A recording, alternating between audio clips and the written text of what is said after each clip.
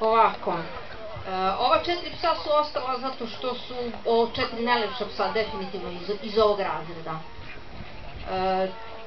Teško mi je zato što nijedan pas u potpunosti, kako bih rekla, svaki ima neki detalj po kojem štrči, ne uklapa se u kompletnu sliku. Ovako, meni je jako žao, mi se pas sa kataloškim brojem 16 veoma dopada po svim karakteristikama.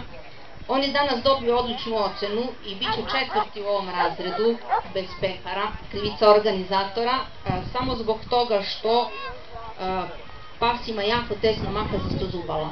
Ono je danas još uvijek makazasto, to je mlad pas, kako će da se razvije, on nek potroši malo zube, već na nekoj sledećoj izložbi će biti problem.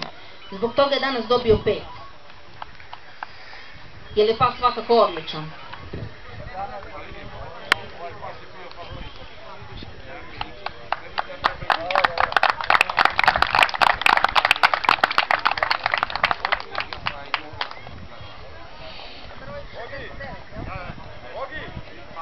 Pas kataloški broj 69, tipski korektan, veličinom, formom. Moja zamerka je najveća u ovom trenutku što je kretanje zadnjeg kraja ne prati snagom kretanje prednjeg kraja. Znači, očiglednije,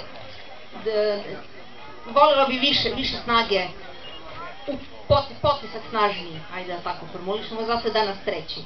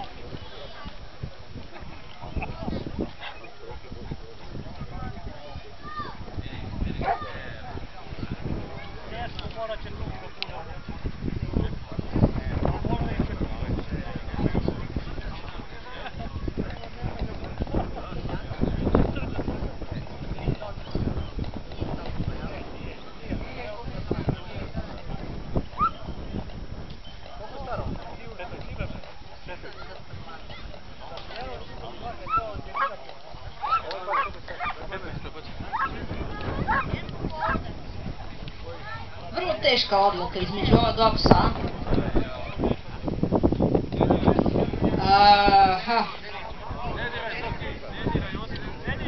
Tamni pas mi se veoma sviđa po svim karakteristikama, pravi predstavnik rase. Međutim,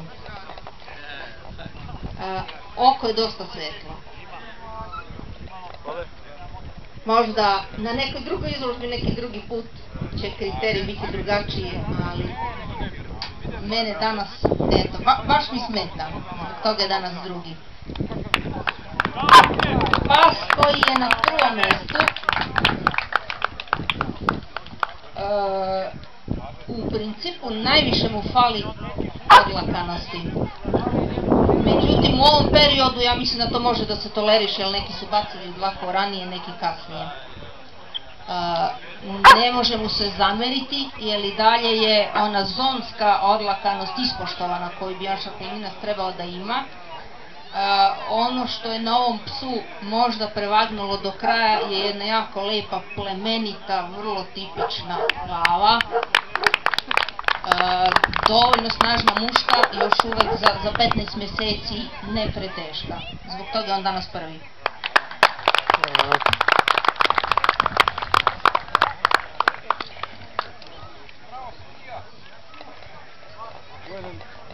Javio na ženki od 12 do 18.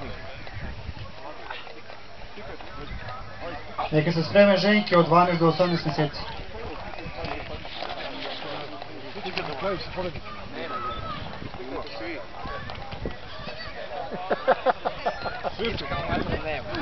Dobro, pobednika nema.